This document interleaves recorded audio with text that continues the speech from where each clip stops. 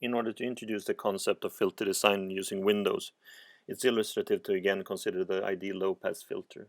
So the ideal low-pass filter was a filter whose frequency response was identically equal to 1 for all frequencies up to some cutoff frequency, which was here illustrated with a cutoff frequency of 1/6. So the ideal low-pass filter had an impulse response given by the sinc function, which is symmetric around 0 and which has an infinite support in the time domain, which makes it impossible to implement exactly in practice. And if we didn't like to have a filter which was symmetric around 0, we could introduce a phase shift into the passband of the filter, thereby shifting the impulse response to any integer value m, while still having the gain of the passband being 1 for all frequencies below the cutoff frequency. So in this particular example here, what we've done is we've created a type 1 linear phase filter, and it's based on a sinc pulse shifted to position 8, but we've only kept samples from 0 to 16. So this creates an order 16 or a 7-tap type 1 low-pass filter. So we know that it's a low-pass filter because it's similar to the sinc function defining the ideal low-pass filter. But obviously, since we've thrown a lot of values away in the impulse response, it will not be identically equal to the ideal low-pass filter. So asking the question of how close we've come, we can plot the frequency response of this particular filter and compare it to the ideal response. And if we do that, this is what we would obtain. So we see that we get something which approximates the ideal filter, although we have these variations that we had also in the case of the frequency sampling method. And the purpose of this video is to try to understand what happens to a filter when you throw away samples outside of this range where you create your finite impulse response filter. And that will also suggest a way of making the procedure better. So if we look mathematically at what we just did, we started with ideal impulse response, shifted to capital M/2 if we intend to create an order m filter. And then we just created a realizable filter by defining an impulse response being equal to the ideal response over the range of 0 to capital M, and let the filter be 0 otherwise. So we can write this in another way by saying that we start with ideal impulse response and we create the realizable impulse response of the filter by taking the ideal response and multiplying with this so-called window function w of r, where w of r is a rectangular window being defined as a function which is equal to 1 within this range and 0 otherwise. So this is why we refer to the method as windowing. We look at the ideal response through a finite support window, in this case a rectangular window, which would pick out the samples that we use in our impulse response.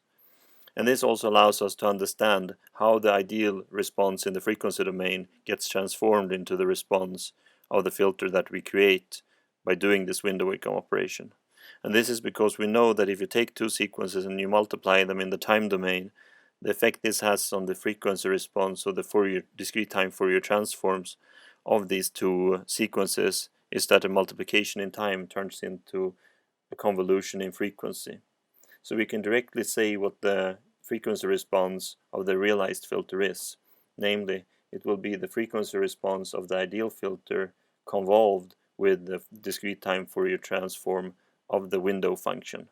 So in this case, we write this star with a little circle on it just to denote the fact that when you're dealing with discrete time Fourier transforms, convolution in frequency is one of these cyclic convolutions where we have to take into effect that you use these periodic discrete time Fourier transforms of the sequences. So you could, for instance, write the convolution as such. So in order to understand how the frequency response of this filter behaves, or h of nu, we'll have to look at the discrete time Fourier transform of the window function and see how this behaves. It is fairly straightforward to work out what the discrete time Fourier transform of the rectangular window is, and you have the expression here. And what we plotted in the figure is the absolute value of this transform for the case when you have a rectangular window of 21 samples, corresponding to a filter design of order 20. So what you can see from the absolute value of the discrete time Fourier transform of the window, or the window's frequency response if you will, is that you have a main lobe containing most of the energy of the window, and then you also have these side lobes at higher frequencies. So energy is sort of spilling from the main lobe out towards higher frequencies, and we'll see how this affects the filter design in the end. So increasing the length of the window from 21 samples to 41 samples, we see that we have a concentration of energy towards lower frequencies, which is good because the window's discrete time Fourier transform is approaching a direct pulse in this case, or it becomes more like a direct pulse. So since we convolve with this in order to get the final frequency response of the filter, this tells us what we expected, that if we include more samples in the filter design, the impulse response of the corresponding filter will be more like the ideal response that we started with. So the energy contained in the main lobe for the increased length filter is roughly the same as in the previous case, only that it's concentrated towards lower frequencies. And the relative height of the main lobe to the first side lobe is also roughly constant for this type of window. So interpreting what that means for the filter design itself, we know that the frequency response of the designed window is given by the ideal response convolved with the window's Fourier transform. So in this particular case, taking this box function and convolving it with the window that we saw with 21 samples gives us this expression for the impulse response. And then we know what happens if we keep an increasing number of samples. So if we increase the design of the filter from an order 20 filter to an order 40 filter, what will happen is that we will get a sharper transition from passband to stopband, consistent with the fact that energy is concentrated around zero for the window's transform. But we'll also see that we get an increasing height in the side lobes, which is also consistent with the behavior of the window function as we increase the length of the filter. So to summarize what we just did, so we created a realizable nth order FIR filter with an impulse response h of n by taking the impulse response of an ideal filter and windowing out a number of samples. So h here is the impulse response of the ideal filter, and w of n is a window function, which has to have the property that it's 0 for negative n and 0 for n greater than or equal to the order greater than. So to summarize what we just did, so we just created a realizable nth order FIR filter with an impulse response h of n by taking the impulse response of an ideal filter and windowing out a number of samples of that. So w of n here is a function or a window function with a property that it's equal to 0 for negative n and 0 for n greater than the order of the filter. And this created the finite impulse response h of n, which in turn created the realizable filter. And we just saw that in terms of the frequency response of our filter h of n was equal to the ideal frequency response convolved with the discrete time Fourier transform of the window that we used in order to pick out the samples from the original filter. So when you presented it like this and when you come this far, the next step is to realize that w of n here doesn't necessarily have to be a rectangular window. So we can choose this as any function having some desirable properties, and we can treat w of n as a design parameter of our filter design. So what we'll look at next is different types of window functions with different type of properties. So here we have again the rectangular window with a length of 21 sample and the corresponding amplitude of the discrete time Fourier transform, and we recognize that with the main lobe and the side lobes as seen before. However, if we compare that to the triangular window, where we choose the sample sort of as a triangle over the range of the support of the window, we can see that the corresponding Fourier transform has a wider main lobe, but in return it has also lower side lobes. So what this means is that we'll see a lower energy leakage from the passband into the stopband if we design, say, a low-pass filter like before. But we can also look at other type of windows which are even better than the triangular window. So one such window is known as the Hamming window, and it's plotted here for the case of n equal to 21. And if you look in MATLAB with a window function, you'll find several different type of windows that can be used.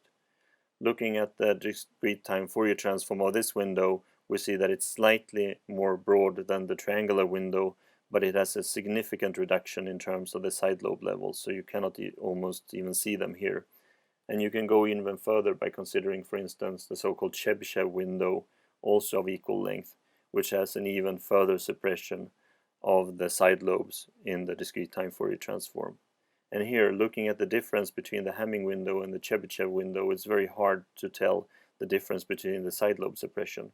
So when you look at window functions of this type, it's very common to look at them not in a linear amplitude scale, but in a decibel scale instead. So if we repeat the whole experiment, beginning with the rectangular window, we see here the rectangular window, but plotted on a logarithmic scale for the magnitude. And we see the main lobe here distinct, and we also see the level of the side lobes here. So when we move to the triangular window, what will happen is that we get a widening of the main lobe and the further suppression of the side lobe, as seen here. And this is what we saw. So moving to the Hamming window, we see that we have an even further suppression of the side lobes. And we can also tell the Hamming window apart from the Chebyshev window, which has a much higher suppression than all of the previous windows that we considered. So looking at this in terms of the design of the low-pass filter that we looked at previously, we look at the filter of length 21, so 20th order filter, and we see here the impulse response that we would have if we use the rectangular window. And here we also see the frequency response of that design, which is similar to what we saw before, or identical equal to what we saw before. So if you now, instead of applying the rectangular window, design the filter using a triangular window, what we would get is a weighing of the samples in the time domain by this triangular window. And that would be equivalent to using a window whose Fourier transform has a wider main lobe than the rectangular window, but lower side lobes. So what we can expect to see is a not as sharp transition from the passband to the stop band, but in return a reduction in the amount of rippling that we see both in the passband as well as in the stop band. And this is what we obtain from the rectangular window. So arguably the result is not perfect, but when we switch to the Hamming window, we see something that looks a lot nicer than for the triangular window. So here we see a clear distinct passband and a smooth transition into the stop band. And that is further the case if we look at the Chebyshev window, which was slightly different than the Hamming window and had an even lower side lobe suppression. And also this you can look at in the logarithmic domain. So looking at a design with a rectangular window, we would look at the passband stopping at 1/6 and then entering into the stop band. But the difference doesn't look so great here since we moved to the decibel or the logarithmic scale. But we can still see that we have a unit gain corresponding to a magnitude amplification of 0 in the logarithmic scale, followed by a suppression for frequencies above this cutoff frequency of 1/6. So moving to the triangular window, what we would see is a widening of the passband followed by a further suppression of the ripples in the stop band, and this is what we see. And also the case for the Hamming design, we would see a suppression of the rippling in the passband as well as with the Chebyshev window. Right, so we can see that for a Chebyshev window we have quite a significant widening of the passband, right? But here we are several dBs below the 0 level, so there will still be a significant suppression, but the filter hasn't dropped to its lowest values until quite high up in the frequency range. So the way to address this would be to increase the length of the filter, so it would make the filter longer, thereby concentrating energy in the window around the 0th frequency and increasing the sharpness in the transition from the passband to the frequency band. So looking at the design with the Chebyshev window, when increasing n from 21 to 41, we would see a more rapid drop from the passband to the stop band. And we could increase this even further to say 61 samples in order to get the filter which drops quite quickly from passband to stop band and has a very large suppression ratio in the stop band. So here a drop from 0 to over 75 or 80 dB is quite significant. And here we see another example, in this case for 81 samples. And this can be compared to what the design would have looked like if we used a rectangular window all along, in which case we would have an even sharper yet transition, but the amount of suppression that we would see in the stop band would be much lower because we have so high side lobes for the rectangular window, causing an energy spill from the passband to the stop band. So using the window here is a great way of giving a much greater suppression in the stop band of the filter. Suppose now that you created the type 1 bandstop filter with a 30 decibel suppression in the stop band using the previously described window method. But for whatever actual application that you consider, you need at least 60 decibels of suppression in the stop band. So how would you change your design in order to achieve that? So would you change the type 1 bandstop filter into type 3 bandstop filter because a bandstop filter of type 3 or type 3 is a better design methodology for bandstop filters? Or would you increase the length of the filter from what you have previously in order to get the better suppression in the stop band? Or would you choose a different type of window function for the new design? The correct answer is given by option number 3.